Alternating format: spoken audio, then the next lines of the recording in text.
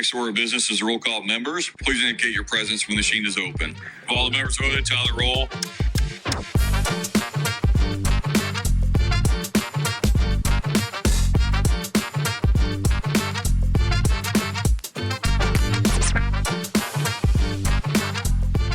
It's episode 4 here at Sessions. Edward O'Donnell Delaney. I don't think I need to say anything else. That's who we got with us today. Yeah, right. The indubitable, again, using the word indubitable. You have to tell me what that means one day. It just means without a doubt. Oh, okay. Really, really great. Okay. Ed Delaney. Ed, thanks for coming back on the podcast. I'm learning a lot. Yeah, I'm so glad. You'll notice that I actually have to have my iPad today because of just how much we've got to cover. And I think I wanted to start with being really honest. I think Earl and I discussed earlier today that we need to do this. So you may have noticed throughout the last 3 episodes that we didn't talk about any current events. And the reason is we determined that at the front end of the podcast, we'd record multiple episodes because we were under the impression that session would kind of start slow. Like often it does, right? I mean, just kind of ease in a little bit. So we recorded 3 episodes, trying to save some time, and then we come to today where today's episode is going to be current events and what's actually happened so far in the session, and now we've got to catch up. So what you're really saying is we were wrong. We were wrong. We have to correct it today. So Ed, I guess the first question I want to ask you is, based on your many years of service in the Indiana General Assembly, what do you make of this legislative session so far? I guess the ideas are related. First, they're out of ideas, okay? So no big ideas, no novel ideas, nothing to solve any major problem, because since they've been in charge so long, everything must be perfect. So that's thing one. Thing two is a lot of message bills. That means very little content, but great signaling as to your supporters. And in some cases, a new thing that I hadn't seen in the past. If you propose a bill that might actually do something and cost some money, you don't put any money in it, and you make it effective a year and a half from now and hope that God will send some money in between so you can get something done. If you don't, it just sort of fades away. I've not seen much of that, and so that's a new tactic. Yeah, it's quite interesting. Yeah, they're out of ideas other than anger. They got endless supplies of that. Yeah. We believed that, I guess we didn't believe. We were instructed that this would be a non-controversial year, a lot of just kind of looking back on what we've done and making sure the execution went well. That's not what has occurred. No, you're right about that. Yeah, there's controversy is part of what they want. I mean, if your whole party's program is based upon anger, then you got to have controversy. You got to come up with something. Yeah. And then the game gets to be, will the Democrats be dumb enough to vote against something that'll make themselves look bad? So sure. I end up voting for all kinds of silly stuff because I don't want to look silly. Think about that. Yeah. That's the logic of this situation. Well, and it goes to something Blake and I have talked about. It's the whole messaging thing. Yeah. And we're losing the messaging battle as Democrats, and it doesn't matter to some people if we actually get anything accomplished while we're in session at the State House. It's just that if they get good messaging out, Yeah. it's all good. And most importantly, February 9, I guess, is the last day to file a candidacy, as long as they keep their even more crazy right wing calm. Yeah. Then they're happy. In fact, they can't keep them calm. They want to avoid errors that would draw in somebody. And so they posture. It's really fun. I mean, one of the examples that always bugged me for years, they never mention Trump's name. They try to imitate him or do things that look like he would do them, but they don't say that. They don't have a leader. They're adrift without a leader other than the anger, which runs through all these bills, and an effort to keep those who least need protection more protected. That's what occurs to me as we're having this conversation is that Earl and I were talking earlier today about whether or not this podcast could maintain a kind of center line nonpartisan approach, and Ed Delaney will be the guest that makes sure that we're just not able to do that. Not able to do that. You've drifted off. I mean, that isn't to say that there are things going on beneath the surface that are useful, but you have to have kind of the long view to sense them. I mean, I'll give you an example that's intriguing. I have finally accepted the fact that I can't get rid of charter schools. Okay. The Republicans are beginning to accept the fact that charter schools are big and take in a lot of money and might need some supervision. Okay, so we're kind of falling together in that strange sense. And I see that in some other areas. In the criminal law area, there's a real commonality, a desire to have fewer people in prison, and if they have a mental health problem, help them with it. That wasn't going on 15 years ago. When I showed up, they would not have thought about prisoners at all. So, some positive stuff happens, but it's at a level that's not going to cause public controversy. It's not going to get a lot of excitement. It's not going to get a lot of headlines, but it might get something done. Yeah. Which is not all bad. Yeah. Let's transition and dive into some of the good legislation, because we actually have had some good stuff. One of them is related to AI. We know that this is just changing the world, and especially when you talk about politics. We're curious as to what that's going to do in 2024 as an election year. House Bill 1133 has to do with deep fakes. Tell us about that bill and what it hopefully will do. Before Ed even goes anywhere, I got to tell Ed about deep fakes today. Let me say one thing about this. We talked in an earlier episode about how sometimes you have a great idea and you want that policy to move, and you may get it there, but you may not get any credit for it. Yes. But this is my podcast and Earl's podcast, and today it's Ed's podcast, and I'm going to say that the bill that passed the House, 1133, was just my bill redone with a new author, Julie Altoff, and I'll give her credit. It's a great thing. But this is about altered media. We talked about it on the first episode, I think, the idea of these videos that can use your likeness, use your voice without actually being you. Ed, what do you want to say about this? I was intrigued by it, and I take it, did she literally copy your The bill is about as close. Pretty close. And you're saying you filed first? Is that what I you're did, saying? but you know what's great? We've been talking about this Representative Kyle Miller is a co-author on there, so we got a Democrat on the bill. That's good enough for me. It would be nice if interesting you were game on the now. bill. On the merits. Yes. Okay, on the merits of this. I used to do libel work, and I used to represent a lot of newspapers. So the idea that you can be misrepresented either in words or in art, especially cartoons historically. So the whole idea is not all that new. The cartoons were always used as a way to misrepresent somebody or to caricature them. And so this is not entirely new. I think the only thing that really matters is disclosure. If there's a big statement at the bottom of the screen that says, these are not the real people, or this has been artificially enhanced somehow, I think at that point the viewer is kind of at their peril and got to figure out what it means. Yeah. Now, so I think the bill is probably okay. I'm a big First Amendment nut, and so that concerned me some as I read it. But I thought on the whole, we're trying to do something to make sure that we don't totally misrepresent. Yeah. What's really bad is if they can use artificial intelligence to basically create a film of you when it isn't you. Yeah. People ought to know that. Yeah. So, yeah, we'll see how it works out. That's probably going to be a lot of litigation because somebody's going to think they shouldn't have to have a disclaimer. And what do we do if the cartoon is flattering or fair? Yeah.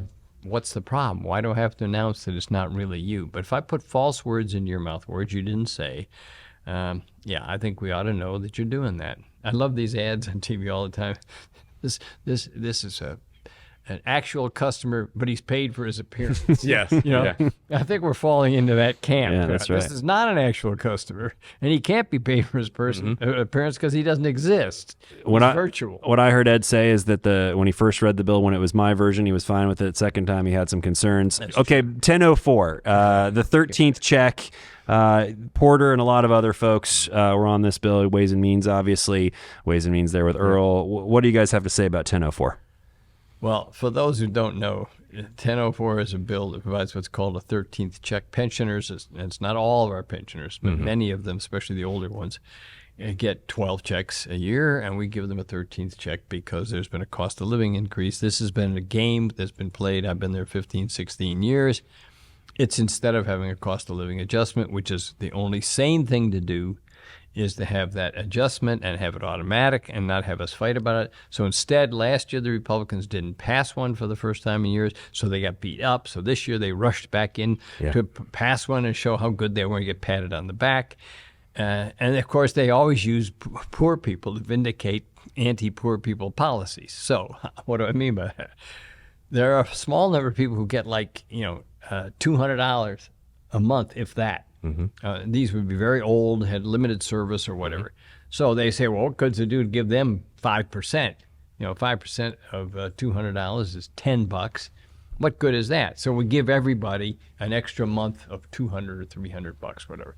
sounds good. But the result is the people who are getting the more generous pensions, they get such a tiny fraction on this 13th check that we really haven't done anything for them. We need to be adult about it, and we'll never get there. We'll play this game every year. Yeah. You know, it was interesting. You talk about beat up. I mean, I even got beat up at a funeral over this. So it didn't really matter to some degree. I mean, we're not the ones as Democrats that did not provide it, but it really did cause a lot of stress for a lot of people out there. People want that. They expect it. They budget. It's the same thing we have with these tax refunds. People have learned to build their life around their tax refund. Yeah. And if it's a week or two later than it was last year, it can be a crisis. Throws off because their whole system. They've got everything's geared into that. By the way, you mentioned about at a funeral. I was talking to other Republicans. One of the most interesting things about being a legislator is that you can be lobbied during Mass or church service. Yeah. This actually happens. Now, no lobbyist has done that, although there are a lot of lobbyists. I go to Our Lady of the Lobbyist Church. but you know, no lobbyist has ever done that. But consumers, citizens, voters, they'll stop you. And you know, I was walking up the aisle, I haven't gone to communion one time, somebody pulled me over to tell me what they wanted me to vote on. Great. It's a great game. Yeah. And that is, I mentioned that was at a funeral. That's not the only funeral story I have in terms of people talking to me about being in the legislature and what they want, or in the other case, what they did not want. I was at the urologist today, and the guy was talking to. I'm not even kidding. It was, he saw I had on Joe Biden socks. Careful, keep and the camera up high. yeah. I'm just saying, it happens everywhere. Yeah. It happens everywhere. It is the 13th check, though. You're onto something here. It becomes symbolically important to a lot of people, and actually fiscally important to a lot of people. And so they really get into it. They notice it. They monitor it. And I like it that people monitor what I'm doing. I think that's a healthy thing. I just wish we were doing more for them than we're doing. Yeah. We rarely talk about our public employees, which is very frustrating to me. In fact, some years I've gone to the microphone and said, on the last day of the session, say, hello, we have state employees. We have 30,000 state employees. Could we mention them? They never get mentioned, but the retirees do, because they are very organized to make sure that their interests are protected. And Yeah, they God know the love system. them. You know? I'm all for it. They know how to do it. Yeah, true. We were joined on our last edition of the show by Dr. Victoria Garcia Wilburn, and she has a bill moving through, her second year in office, about test strips 1053. Right. Tell us about that bill. I figured that out. It's simple. We've had this problem going back several years. What do we do with people who are known drug users? How do we protect them? So we have clean needles. We have needle exchanges. It's been a big fight. It's not naturally popular in the Indiana General Assembly to do anything to, it'll be called enable or help or cooperate in any way with a drug user. Well, part of this is there are test strips that a drug user can use to tell whether there's some substance like fentanyl in the drug. I think, and I think a lot of people think, that that's a very wise thing. I regret that they're using the drug illegally, but the last thing I want to do is have them dead because of this. Yeah. So she put in a bill to make sure that it's not criminal. It's a paraphernalia. Not criminal to have the test strip the test itself. strip, right? Yeah. There's a paraphernalia issue, always has been. I can remember, everybody knows who Tommy Hilfiger is, okay? He went to my grammar school when I was a kid, okay? And he came back to the hometown, and he opened what we called a head shop. He sold marijuana, cigarette paper, and tie-dyed T-shirts. That was his whole industry. He made no money. Our podcast will be on BuzzFeed tomorrow now. Exactly. He went out of business, okay? He went out of business. But the cops were watching him because he was selling the paper in which you could wrap either regular tobacco or marijuana. So it's this, that game has gone on. No, I think Garcia Wilburn, Victoria, was on the right side of that issue, and she didn't have a big problem. People have caught on. A few years back, when we tried to do some stuff in down by the river in Lucas's district, Jim Lucas's district, to deal with HIV spread, we had a hell of a time getting the Governor Pence, to allow us, to make some serious measures to deal with HIV, recognize that there was a crisis, and let needles be there, clean needles. Yeah. And as soon as we got that done, the place cleaned up. Yeah. But, it took one brave doctor, I remember that, who came on and said he was from that town, Scottsburg, and said, we have to do this. And she's sort of following along at a lower level in a sense, but she's following along that path. The other thing she shared on the floor is that by removing this prohibition on possession of these test strips, we open ourselves up to quite a bit of federal funds. Isn't that an interesting game that's gone on for years? Yeah, if you do X, the feds will give you money. If you don't, they won't. Well, I think they're right, because if you're not helping yourself by saving people's lives, why should the federal government give you more money to deal with drug abuse if you're not going to, take an unpleasant but necessary approach? Well, kudos to Victoria Garcia Wilburn for, I mean, again, I have to imagine that her appearance on the podcast spurred additional public policy getting passed through the chamber. I don't know about you, but I saw Go Victoria signs around the State House. That's right. That's right. Thanks for being on Sessions. Her secret is she's smart and they don't know what to do with it, so they roll over. It's a good tactic. You're not wrong. You're not wrong. What does that mean about us? Listen. Charm can make up for a lot of things. Remember that. Oh, well, thank you.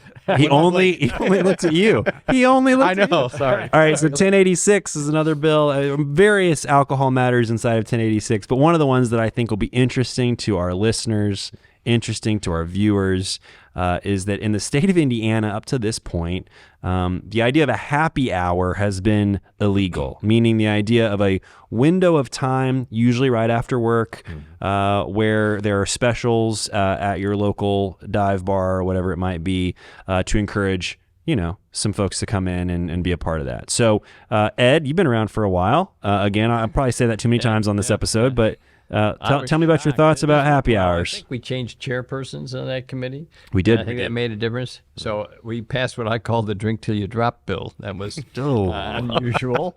I was in favor. I thought of it. And what was interesting to me was that you can't sell limitless. So you can't say for $10 you get all the beer you want. So you cannot do that. You can just discount each drink for a long period of time, 4 or 5 hours. Yeah, I thought that was a little generous in terms of the amount of time. But, we fool around with this. Look, a lot of these laws are just there so the lobbyists can make a living, okay? That's what's going on. So what's your next career? Yeah. Well, that's just the reality. I tell them that. I've told some of the alcohol lobbyists, I'm voting against every alcohol bill because I'm just sick of it, because it's a game. Take the whole book and throw it out. We should have some criminal laws. If you assault somebody in a bar, okay. Or if you put something dangerous in the alcohol. But much beyond that, hours I think we should regulate. But getting into, whether you can put this kind of stuff in a can and sell it through the beer chain, or you can sell it through the wine chain, you sell it through the liquor chain, who cares? So, and by the way, we don't tax alcohol enough. Okay, I said that. The tax should be higher. It has social costs, and, I'm an old guy. I believe in sin taxes, so tax the sin.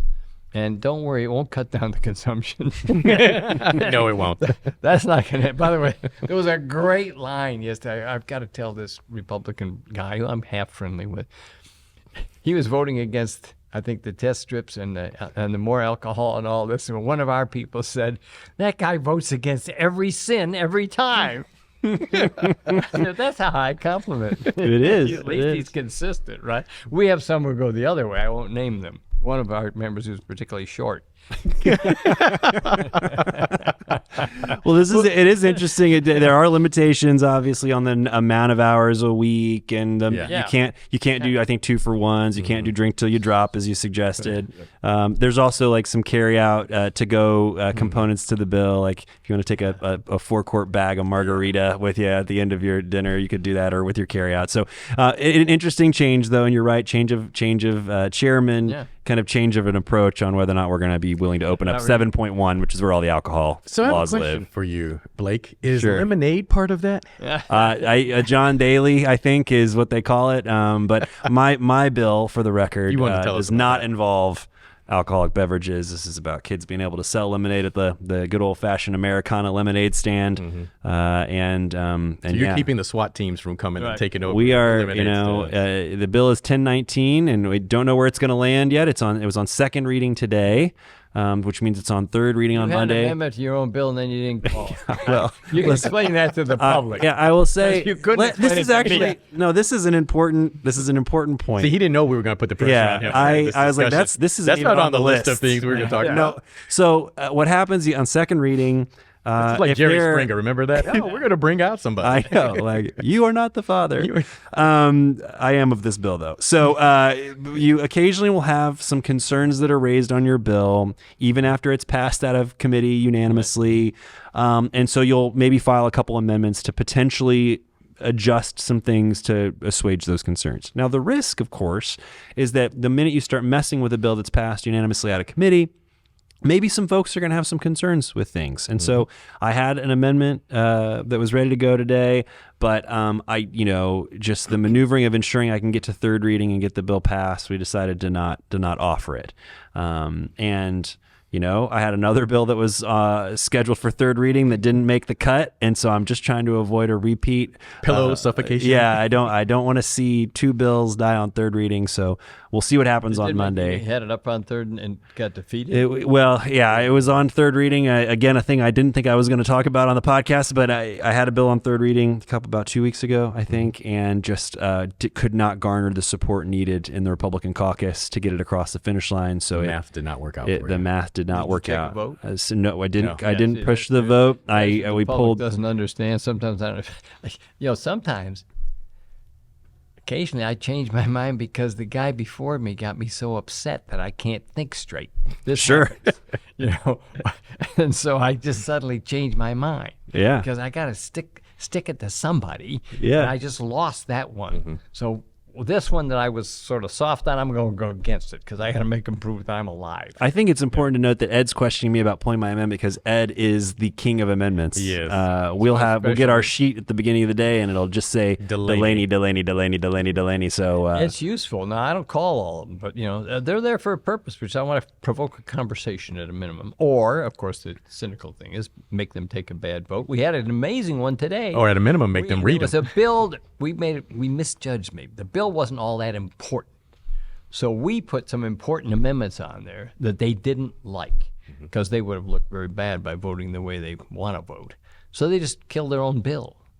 That doesn't happen all the time. So Yeah. we've got to learn to be dumber. yeah. So I know we're having some fun with you, Which Blake. is easy. Yeah, I know we're having some fun with you, Blake, with the lemonade bill. But one of the things I don't think everyone out there knows is sometimes there's laws on the books that don't make sense. Yeah. And when we find them, as you're doing, we get rid of them because literally lemonade stands are against the law. Yeah, if you're going to have a lemonade stand, so say you got an 8-year-old neighbor and they got a lemonade stand out there, technically under the Indiana code, they should have gotten a food permit. They should have been inspected. Sales tax. There are certain You could call food 911 handling. and have the police show Yeah, up. there's certain food handling things that should be in place.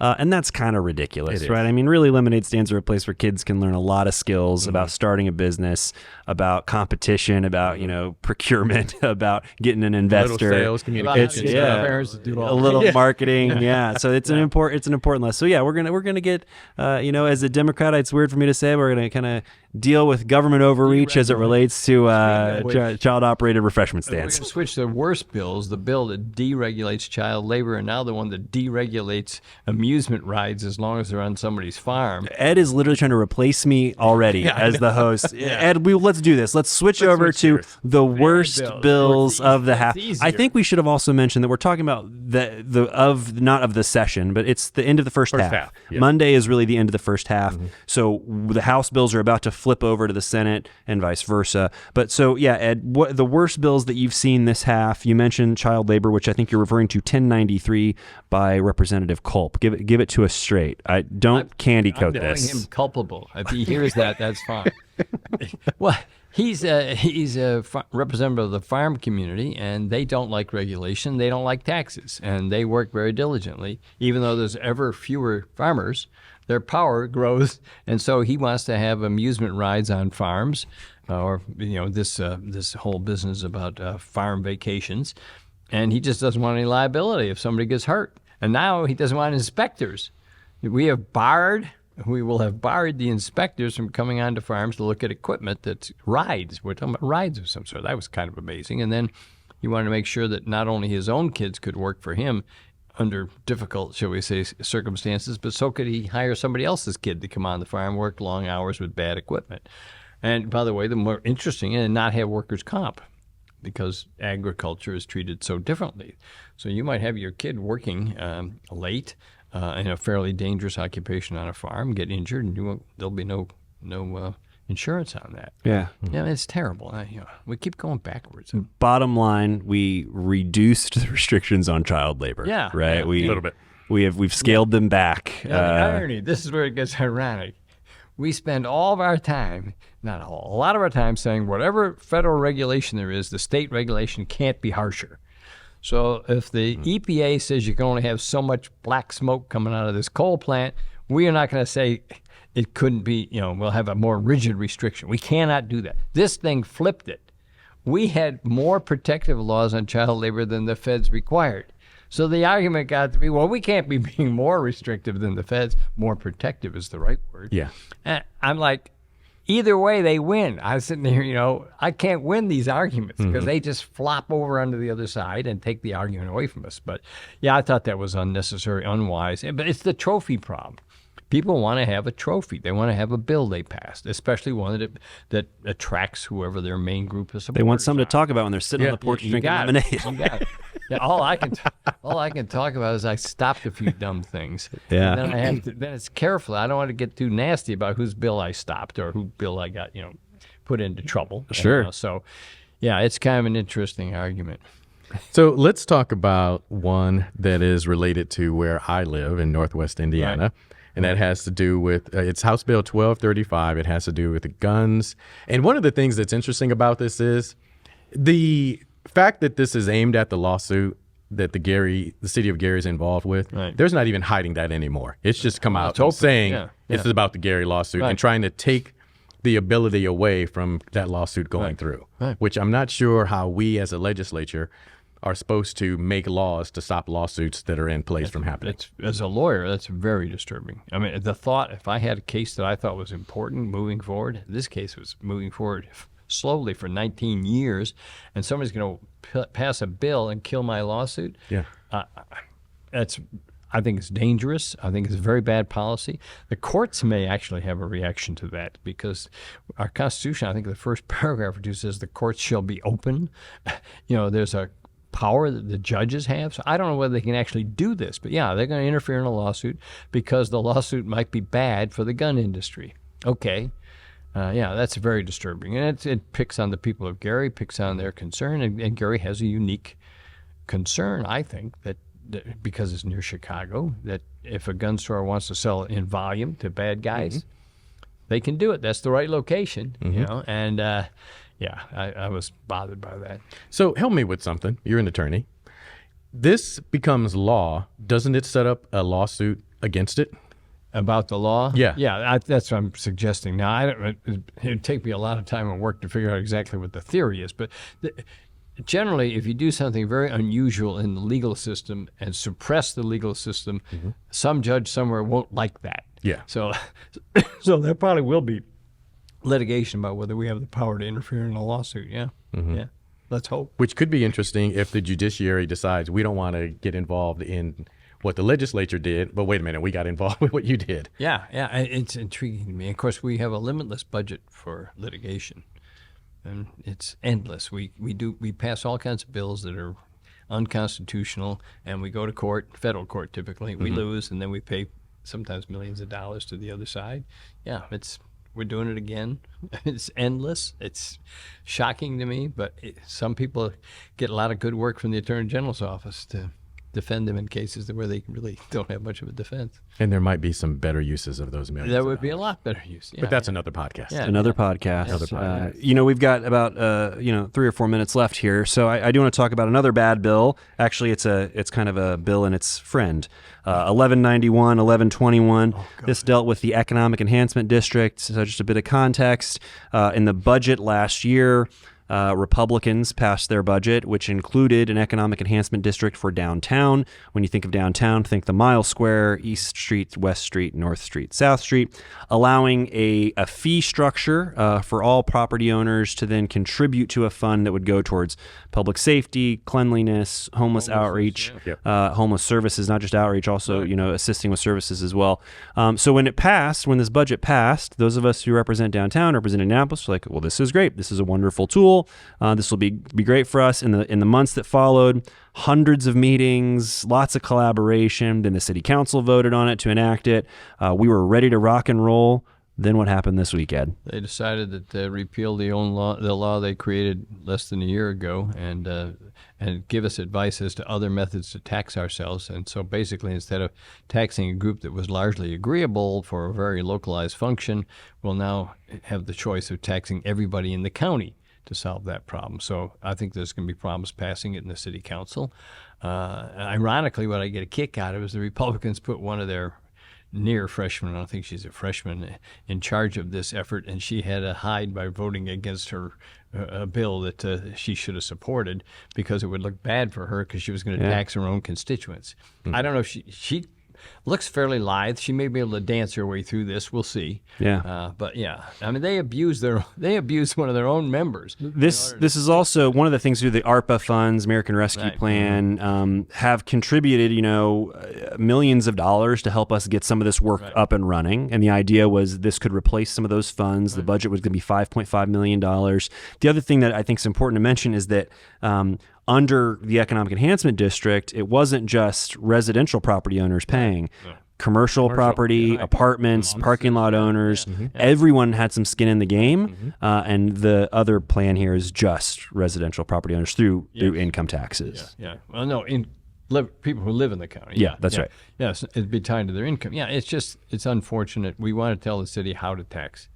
And by the way, they win either way, because if we don't clean things up, then they criticize us for it. Say the place is a dump, and we're embarrassed, and we don't need to support Indianapolis; it will take care of itself. So that works. Then they give us a tool to deal with it. And they say, no, you're like that tool. Oh my God! Yeah. It's like playing with a child. Yeah. You're spending too much time playing the harmonica. Let me take it away. And one of the things that we do a lot, unfortunately, is, and you kind of alluded to it, is we get into local. Because I live in Northwest Indiana, so the last time I checked, I was not on the Indianapolis County Council or City Council. Are you saying you were bored with that conversation even just now? No, I'm just no. But I mean, those are you two. You actually were on the council in Indianapolis. Yeah. You two are Indianapolis residents. But for the rest of us, we even look at this stuff and saying, why are we dealing with Indianapolis issues? And sometimes it's other parts too. We've had them up in my area as well. That's a big issue. You are right. And what it means is we're not competent and not interested. So 90% of the legislature were not competent on these subtle issues of our geography and aren't interested. So all they got to do is decide which team they're on. That's their only decision. And the speaker says this is what he wants. In fact, I recall he came down from the rostrum. Did he on this one? Yeah, he did. We should go a few minutes over just to talk about that real quick. I think that's an important. Occasionally, if you're watching session, the speaker's at the rostrum. He'll occasionally step down to go deal with something, and someone else will take over. But when the speaker comes down from the dais to the microphone to speak on an issue, in the times that happens, what is he signaling? What's the message? That we irritated him. Yeah. I'm convinced is what really does. If we irritate him, he comes down. And if he wants to rally his troops, if he wants them to understand he really, really wants this, and maybe without saying it, he knows he's asking them to do something a bit difficult. It's a signal. Yeah, so it's a nice signal. Yeah, the other one he does, it's far more subtle, is he votes. He normally doesn't vote. This is very unusual. His name is off by itself on the vote board, and he usually doesn't vote. But if he votes, they notice it, and they say, okay, either he's putting the 100th or he's saying, we need more than 51 and we're going to get it. We had a 52-48 today, and I actually wasn't. Did he vote on that one? Did anybody catch it? I didn't check whether he did. But that's another thing that doesn't happen very often is 52 vote win. I mean, that's pretty rare. It was the school districts didn't like this, and everybody has one or more school districts in their legislative district. So if they get enough calls from superintendents of school districts on a narrow enough issue, they'll stick it to their own leadership. we got to wrap this up. So let me just ask this question. What happens next? I mentioned that it's the flipping of the bills. Everyone gets a couple days off next week. But what happens next in session from Edward O'Donnell Delaney? Well, it'll be fun to watch because there's going to be some tension about the IEDC among the Republican gubernatorial candidates. There's getting to be some tension about cutting off aid to parents of strongly disabled or very disabled children. And so I'm seeing a little tension building up. That's kind of fun. So we might see how that plays out. Unfortunately, we leave too far before the primary for it to get really crazy. But we'll see a little primary impact. I think we'll see that. And we'll see some serious discussion about Medicaid or avoidance of discussion. The current alternative from the Republicans is let's avoid this conversation. We made $1 billion accounting error, and we got to figure out where to find the $1 billion and whose ox gets gored. And then they start to gore somebody's ox, and they stop and say, oh, people noticed. Yeah. Oh, God. Let's Attention. not talk about that. So that'll be fun. There'll be a lot of silence. And something I want to point out in our last 30 seconds is every bill that passes through either the House or the Senate, when it switches houses, every bill does not get heard on the other side. At all. Now you tell me the lemonade bill has gone thirds on mine. Now what? Oh, sorry, did I ruin your... That is discouraging, and that's very, very common. Because And sometimes it's a great thing because a bill may have passed through a House, and God bless the other side who took care of it. Senator Freeman is the author, if they could all die, and I'd be happy. I guess Senator Freeman probably won't be coming on. No, I think he's going to reject it. Close us out, Earl. All right. Well, thank you, Ed Delaney. I did not say your middle name. O'Donnell is a hard name. Ed Delaney O'Donnell. It was Cherish Shanice Pryor. Yeah, was you the still tough got that one. I still got that one. See, that's that television background. There it is. We really appreciate you being on because part of what our goal here is to show what's behind the curtain and really show people out there what happens at the legislature.